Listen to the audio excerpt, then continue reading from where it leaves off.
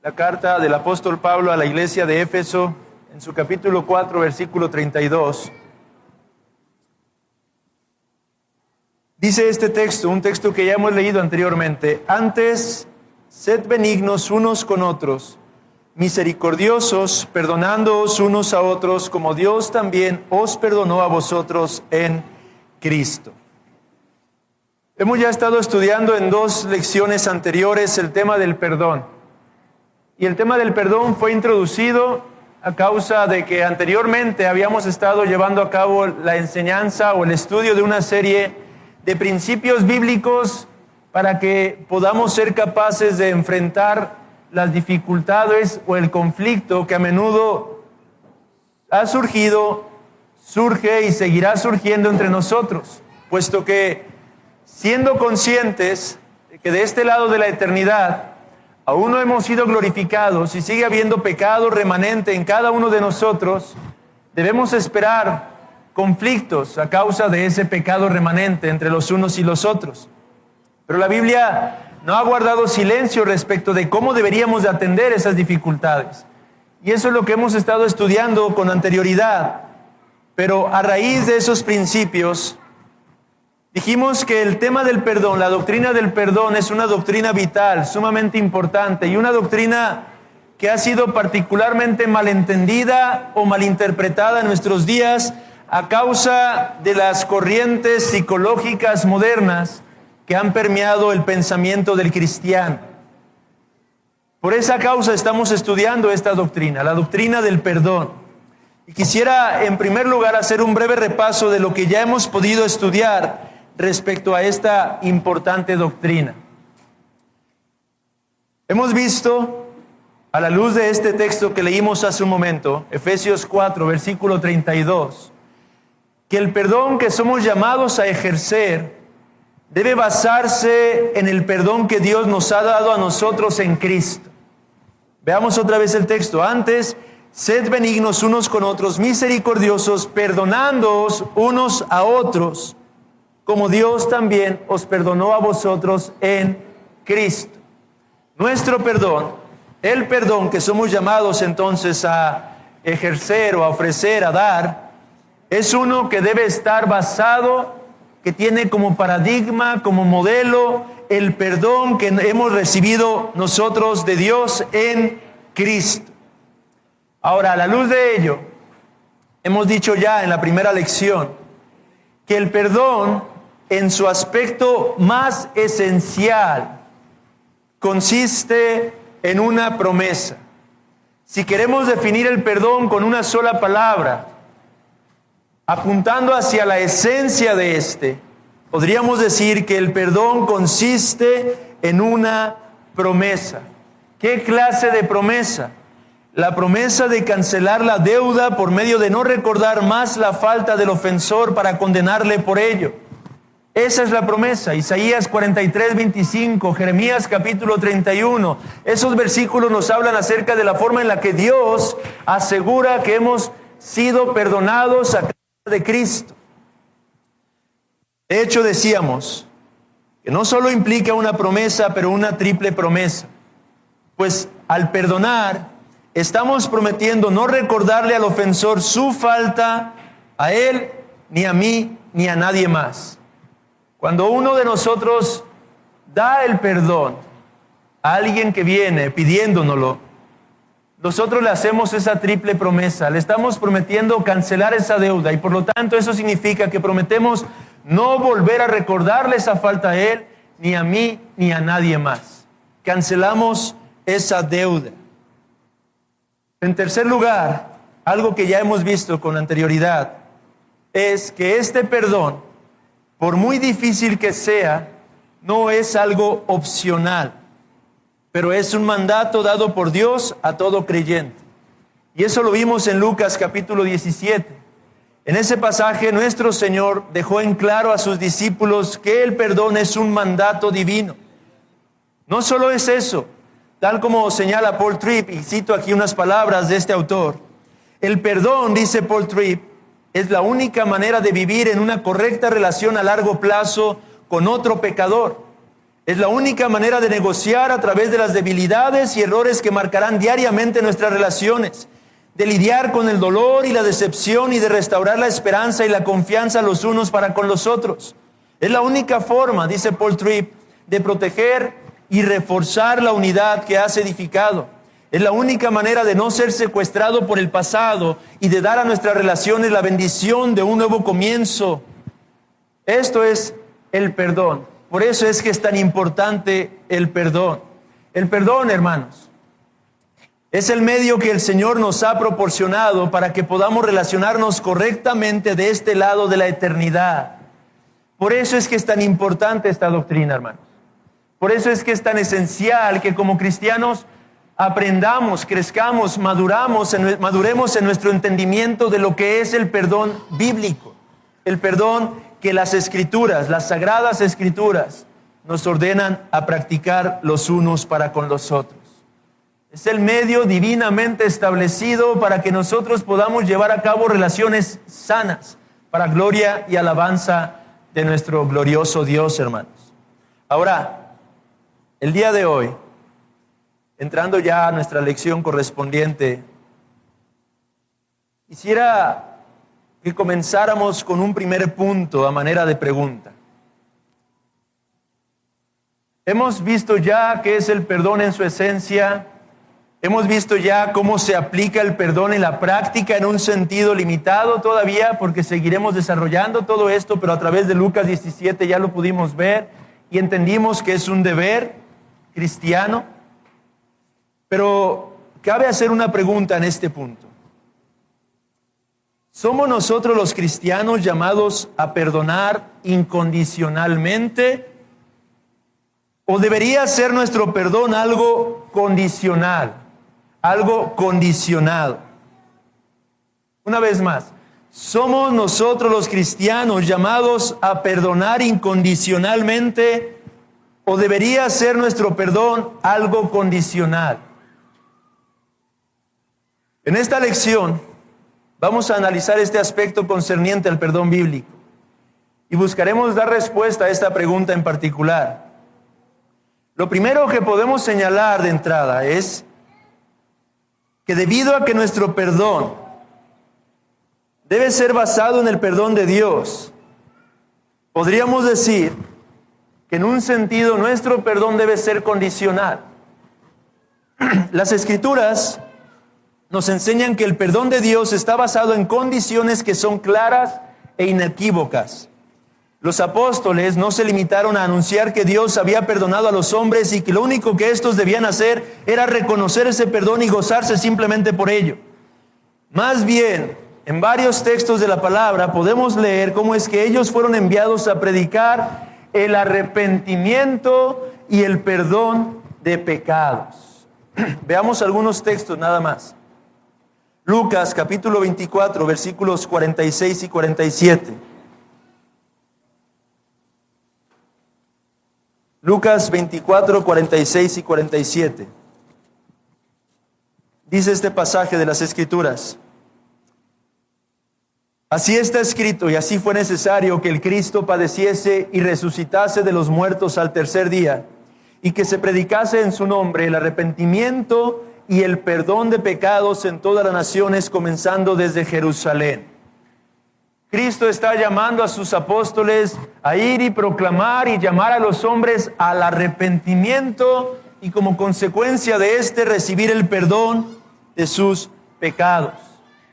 Otro texto nada más, Hechos capítulo 17, versículo 30.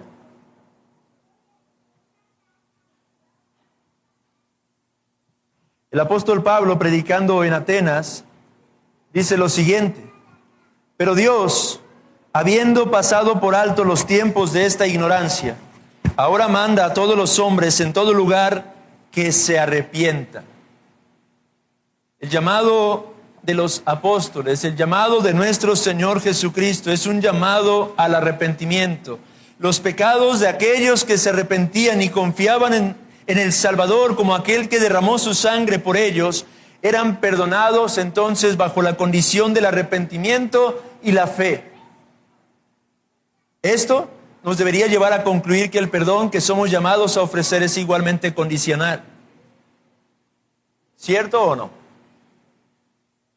Sin embargo, debemos señalar un par de cosas en este punto. Una segunda pregunta que surge, la he formulado de esta manera. ¿Pero qué hay del resentimiento? ¿Qué hay de la amargura? ¿Qué hay del enojo? ¿Qué hay de la molestia? El que el perdón en este sentido sea condicional no significa que si el ofensor no se arrepiente, el creyente tiene derecho a mantener enojo o amargura en su corazón en contra de su ofensor. Dice una vez más Paul Tripp, cuando has sido ofendido en palabra o hecho, tu respuesta tiene que ser moldeada por un compromiso inmediato que haces delante de Dios. El perdón comienza cuando le das tu ofensa al Señor. Esto no significa que actúas como si lo errado es correcto. Significa que tú ya no cargas la ofensa contigo, es decir, amargura, y no tratas a la otra persona a la luz de la ofensa, es decir, juicio. Te encomiendas a la misericordia y la justicia de Dios y te entregas a vencer el mal con el bien, como nos enseña el apóstol Pablo en la carta a los Romanos, capítulo 12. Te comprometes a responder con la misma gracia que tú has recibido. No te colocas a ti mismo en la posición de Dios con el propósito de aplicar el castigo por causa de sus ofensas. Veamos otra vez Efesios capítulo 4, pero vamos un versículo antes del que acabábamos de leer al principio de este estudio. Efesios capítulo 4, leímos el versículo 32, pero vayamos al versículo 31. Es más, vayamos al versículo 30. Efesios 4, 30 y 31. Ya leímos el 32 al principio, donde se nos ordena el perdonarnos unos a otros como Dios también nos perdonó a nosotros en Cristo. Pero observe en el contexto lo que el apóstol Pablo está señalando antes de dar la orden de perdonarnos. Comienza diciendo, y no contristéis al Espíritu Santo de Dios, con el cual fuisteis sellados para el día de la redención. Ojo en esto, hermanos. Pablo el apóstol está diciendo a los cristianos, creyentes, no contristen al Espíritu Santo, no contristen a la tercera persona de la divinidad, no contristen al Dios eterno y soberano que ahora ha venido a ser morada en vosotros. Pero Pablo, ¿cómo podemos contristar al Espíritu Santo nosotros? Versículo 31. Quítense de vosotros toda ¿qué? Amargura, enojo, ira, gritería y maledicencia y toda malicia. ¿Cómo contristamos al Espíritu, hermanos? Cuando damos lugar a albergar en nuestro corazón a la amargura, al enojo, a la ira, a la malicia, a la maledicencia, a gritería. Cuando nosotros damos lugar a esto en nuestra propia vida, hermanos, estamos contristando al Espíritu Santo, porque estamos actuando de manera contraria a la voluntad de Dios para nuestras vidas. Estamos yendo en contra de los principios mismos del Evangelio, del corazón del Evangelio, hermanos. De manera que a la luz de estas palabras, entendemos que el perdón bíblico comienza con aquel que ha sido ofendido encomendando su ofensa al Señor. De esta manera y solo de esta manera, cuando tú vas hacia el ofensor, lo vas a hacer con la actitud correcta, es decir, con gracia y con el propósito correcto, es decir, la reconciliación. De esto hablaremos en otra lección, hermanos. Pero veamos entonces cómo es que antes de ordenarnos a perdonarnos unos a otros como Dios nos ha perdonado en Cristo, una condicionante es que abandonemos toda amargura, enojo, ira en nuestro propio corazón. En otras palabras, hermanos, para poder perdonar a aquel que nos ha ofendido, tendríamos que haber dispuesto primero adecuadamente nuestro corazón, despojándolo de toda esta clase de pecados. Y sí, quiero llamarlos como son, pecados. Amado hermano, la amargura es un pecado. El resentimiento es un pecado. El enojo es un pecado. Y todo pecado es principalmente en contra ¿de quién? De nuestro Dios. Cuando una persona guarda amargura en su corazón, tiene que entender que lo que está haciendo es pecar en contra de su Señor. El gran problema con la amargura o la dificultad de la amargura o la sutileza de la amargura es que a menudo, debido a que tiene cierta relación con mi prójimo, creemos que la responsabilidad recae sobre aquel que nos ha ofendido, hermanos. Pero esto no es así. La amargura está en tu corazón, no en el corazón de aquel que te ofendió. La amargura es lo que tú estás albergando, es lo que tú estás abrazando, ofendiendo así al Señor y contristando al Espíritu Santo. Y en este punto es útil el poder dar una definición del perdón, no esencial como la que ya dimos en la primera lección, pero como la he llamado en esta lección, una definición funcional. Es decir, una definición que nos enseña lo que hace el perdón y cómo aplica el perdón en nuestras vidas. Y esta definición la tomo también de Paul Tripp, que realmente me ayudó mucho a aclarar este aspecto que originalmente no tenía tanta claridad en mi mente y en mi corazón. Pero Paul Tripp nos dice acerca del perdón. El perdón, dice él, es un compromiso vertical seguido por una transacción horizontal.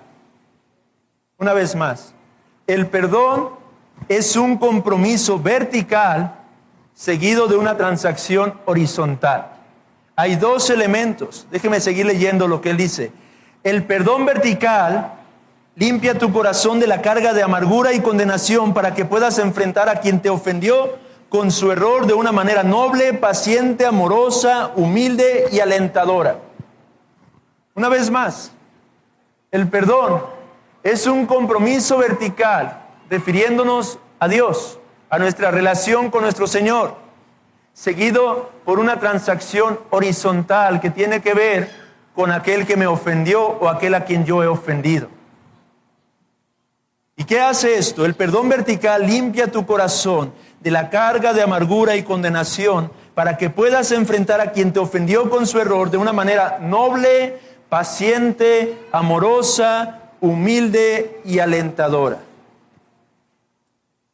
Bajo este concepto, que como hemos dicho, lo hemos llamado un concepto funcional, podemos entonces identificar dos elementos que se encuentran involucrados en la práctica del perdón. El primer elemento es el que podemos llamar el elemento judicial del perdón. Es este compromiso vertical, el elemento judicial del perdón.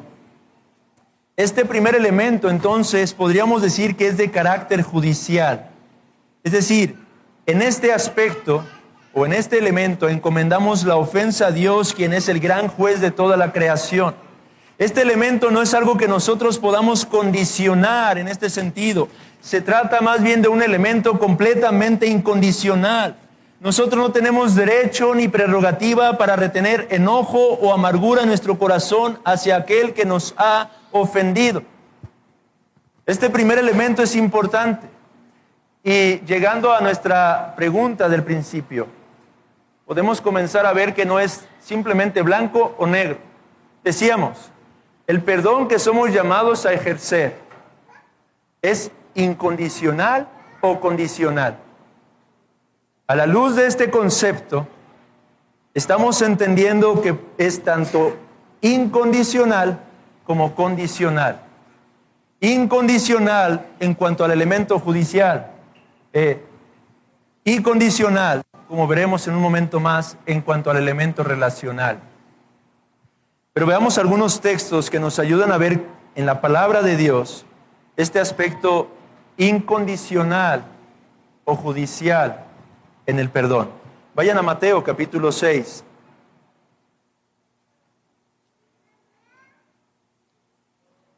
Versículo 12.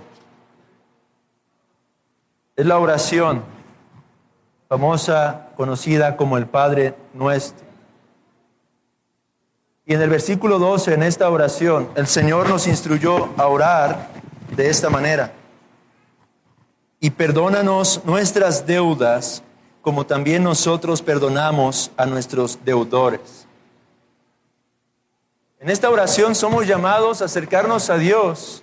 Y el significado de este versículo, en un sentido, es que estamos dispuestos delante del Señor a presentarnos sin rencores, sin resentimientos, sin amargura, sin enojo. Y por esa causa podemos orar diciéndole: Señor, perdónanos nuestros pecados, nuestras deudas, así como también nosotros estamos dispuestos a perdonar a aquellos que nos han ofendido, a aquellos que han pecado en contra de nosotros. Esta clase de perdón es la que manifestó el propio Esteban en Hechos capítulo 7, versículo 60. Cuando él, mientras estaba siendo lapidado, hermanos, se nos dice que puesto de rodillas clamó a gran voz: Señor, no les tomes en cuenta este pecado. Esteban estaba manifestando ahí ese aspecto incondicional: Señor, heme aquí.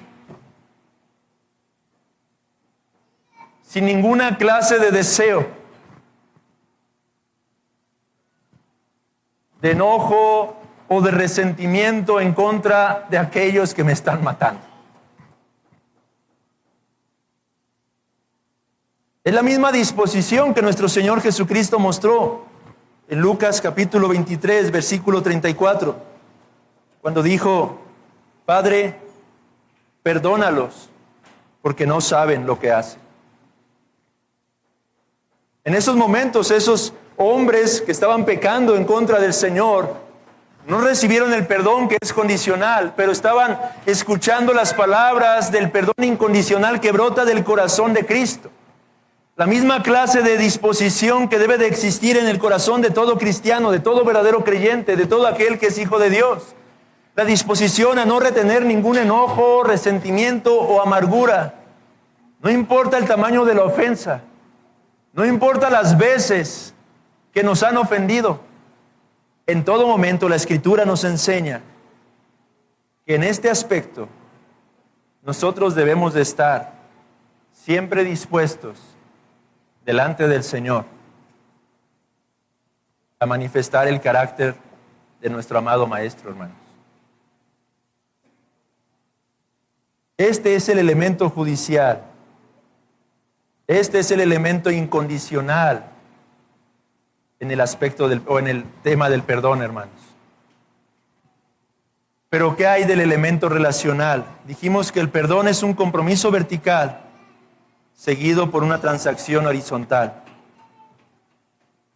El segundo elemento que nos enseña esta definición es el elemento relacional y consiste, dice un autor, en una transacción de gracia entre la persona que ha cometido la ofensa y la persona que ha sido ofendida. Déjeme repetir estas palabras. Consiste en una transacción ¿de qué? De gracia entre la persona que ha cometido la ofensa y la persona que ha sido ofendida. Este segundo elemento, hermanos, es el que involucra la triple promesa. Este segundo elemento sí es un elemento condicional. No podemos perdonar relacionalmente a alguien que no viene arrepentido y pidiendo ese perdón. Regresemos a Lucas 17, el texto que estudiamos en la lección número 2. Lucas capítulo 17, versículo 3.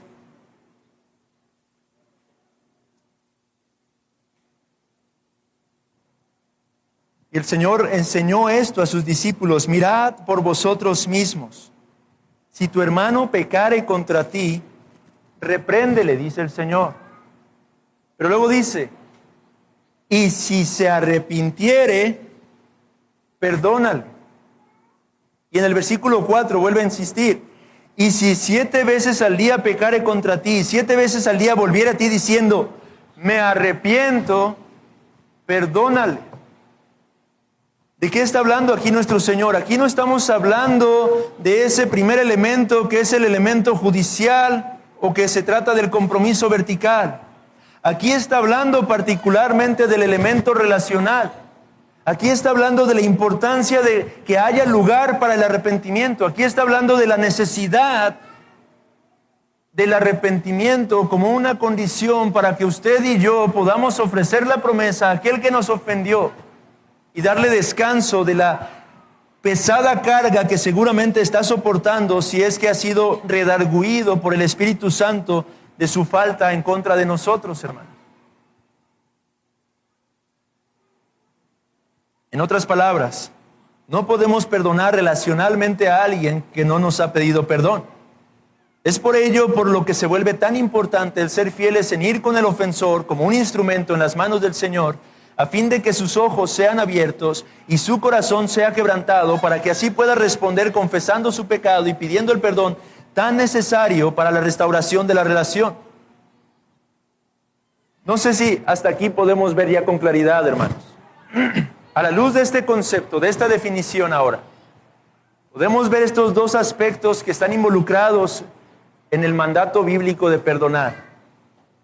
Dentro de ese mandato, para nosotros, hay un aspecto que es incondicional y tiene que ver con nuestro compromiso delante de Dios a despojarnos de cualquier sentimiento de amargura o resentimiento en contra de aquel que nos ha ofendido, sin importar el tamaño de la ofensa o la cantidad de veces que nos ha ofendido. Esto no es negociable. Esto es algo que como cristianos tenemos que aprender a manifestar en todo momento.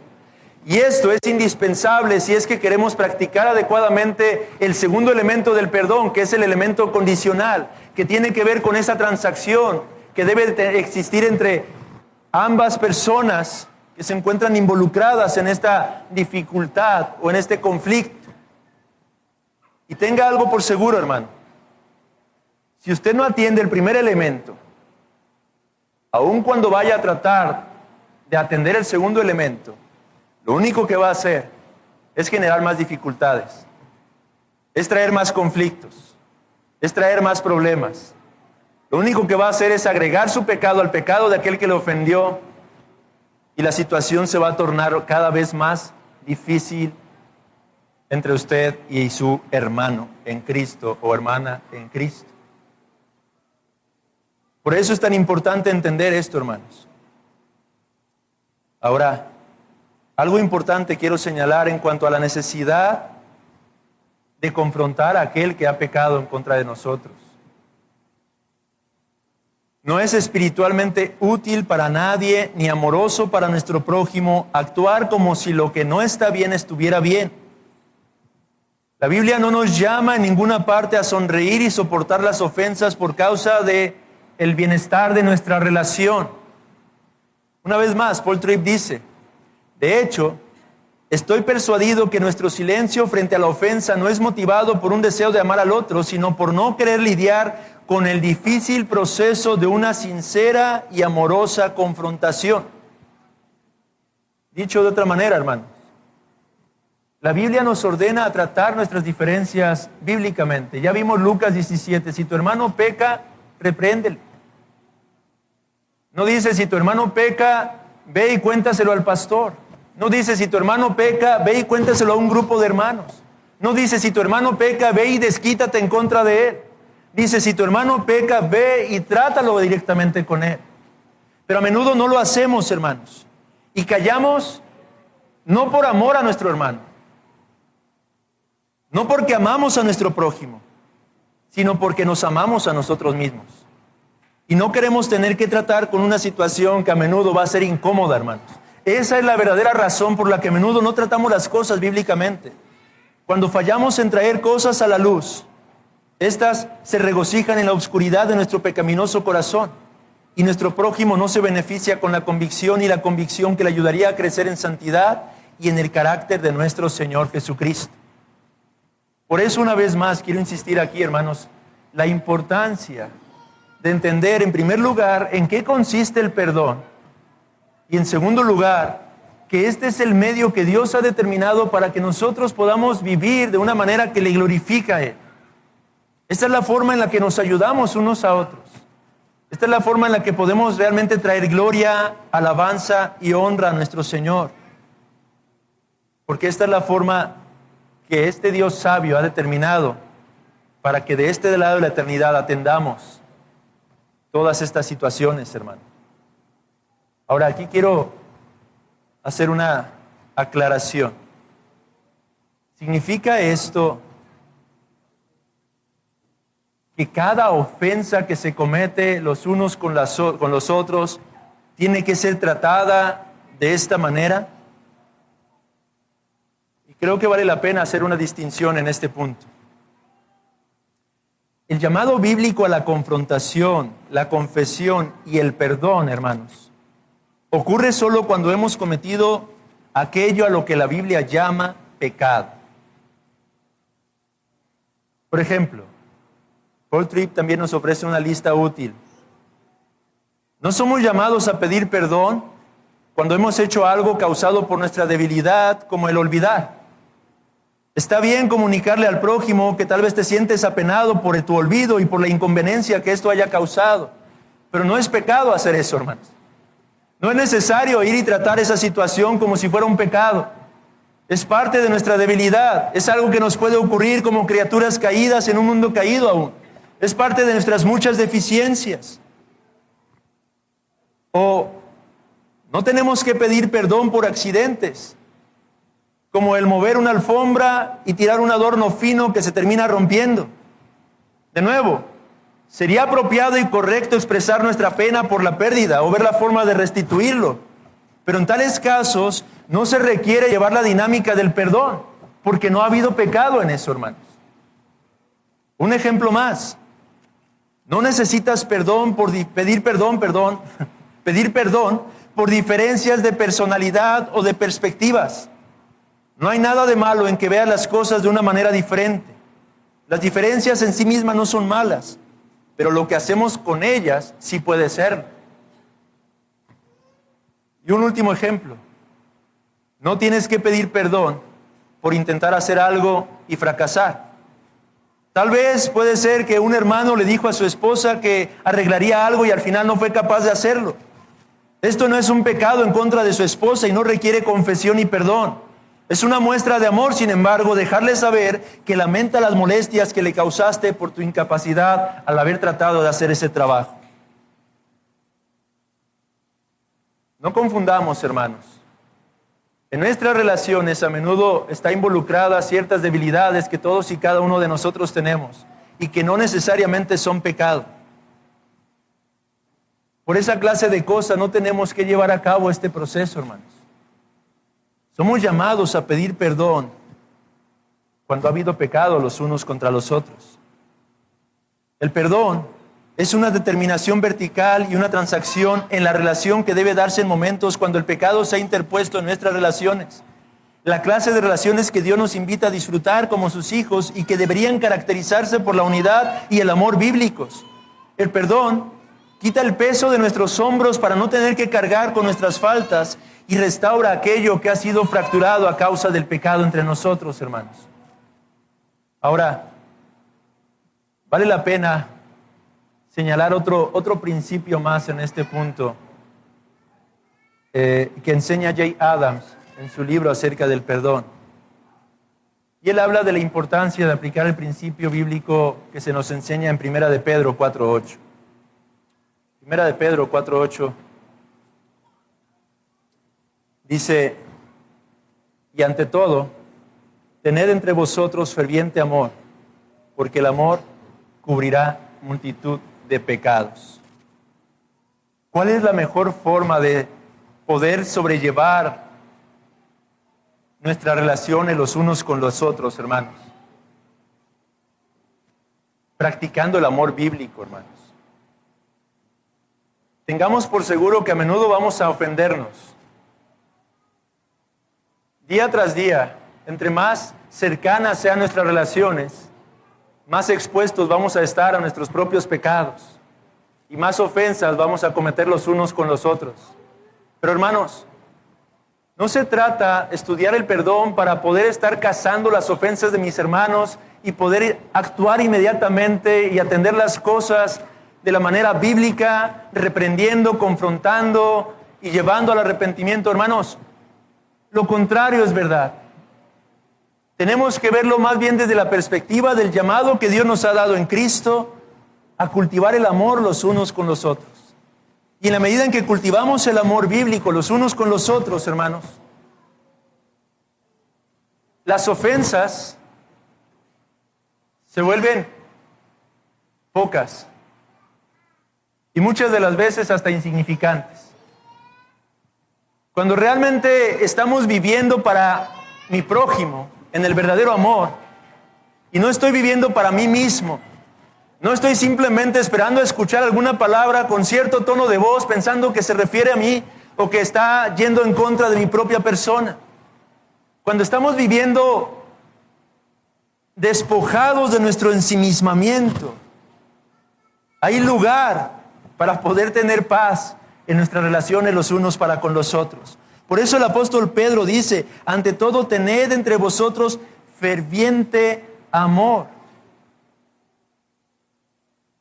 Ese amor de 1 Corintios 13, que todo lo sufre, que todo lo cree, que todo lo espera. Esa clase de amor que no busca lo suyo, que busca lo del prójimo. Esa clase de amor que no es egoísta, que está pensando constantemente en los demás y no en sí mismo. Cuando vivimos de esta manera, hermanos, las dificultades se vuelven menos, hermanos. Y es más sencillo el vivir los unos con los otros, a pesar de lo que seguimos siendo de este lado de la eternidad, pecadores.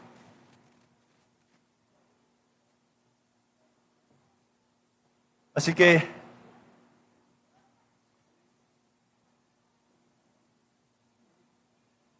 déjeme simplemente resumir lo que hemos visto el día de hoy. El perdón en su aspecto funcional puede ser definido como un compromiso vertical seguido por una transacción horizontal que implica una triple promesa. El perdón vertical es incondicional y limpia nuestro corazón del pecado de amargura y condenación, para que seamos capaces de enfrentar a quien nos ha ofendido con su error de una manera noble, paciente, amorosa, humilde y alentadora. El perdón en su aspecto relacional es condicionado al arrepentimiento del ofensor y no puede ser otorgado a menos que exista tal condición. Esto es lo que hemos visto en esencia en esta lección, hermanos. Y quiera el Señor ayudarnos a seguir creciendo nuestro entendimiento de esta preciosa doctrina, para que como cristianos podamos seguir glorificando a Dios aún en medio de las dificultades o conflictos que podamos llegar a enfrentar. Ahora, nada más déjeme aclarar algo que a veces me han preguntado y que surge como una aplicación de todo esto que hemos dicho. Hay quienes me han preguntado, hermano, ¿pero qué con aquellos que me han ofendido y que ya no están cerca de mí? ¿Qué con aquellos con quienes ya no tengo contacto? Hoy la psicología habla de que hagas una especie de ejercicio para perdonar a esa persona. A la luz de esto que hemos estudiado, hermanos, tenemos que entender algo. Puesto que tales personas no pueden arrepentirse ni pedirnos perdón, no somos llamados a perdonar en el sentido relacional. Pero en cuanto al aspecto judicial, somos llamados a orar y a expresar a Dios nuestro deseo de perdonar y nuestra determinación de librar nuestro corazón de toda amargura y resentimiento hacia ellos, conscientes de que de no hacerlo, lo que estamos haciendo es pecar en contra de nuestro Dios. Eso es todo lo que podemos hacer. Y de hecho, eso es todo lo que deberíamos de hacer. No tenemos derecho a albergar amargura contra las personas que nos han afectado, pero tampoco podemos perdonarlos en el sentido relacional si nunca han venido a nosotros o si ni siquiera tenemos ya contacto con ellos. Que el Señor nos conceda gracia, hermanos, que podamos seguir entendiendo lo importante de esta doctrina en nuestras vidas. Vamos a orar.